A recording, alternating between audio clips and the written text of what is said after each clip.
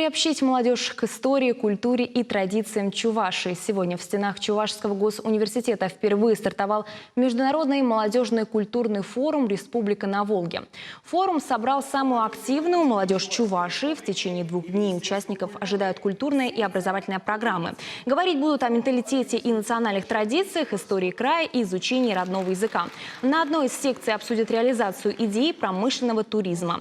Образовательные площадки будут работать как офлайн, так и онлайн. В рамках проекта запущены интернет-платформа «Республика на Волге.рф» и мобильное приложение.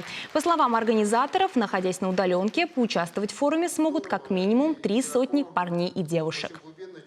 Уникальная возможность еще больше узнать про наши культурные традиции, пообщаться с людьми из других районов, тем более не всегда такая возможность предоставляется.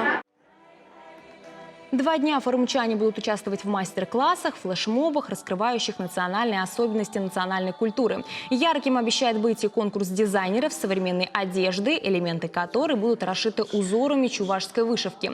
Увлекательно и познавательно будет и тем, кто примет участие в форуме через интернет-платформу. Для молодежи там размещены конкурсы, викторины и квизы.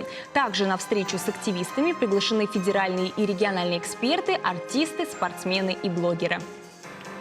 Планируем его сделать ежегодным и привлекать ребят из других государств, подключать онлайн. Также планируем, что ребята будут приезжать из других регионов. И сам форум направлен на приобщение молодежи к культуре, истории и традициям Чувашии.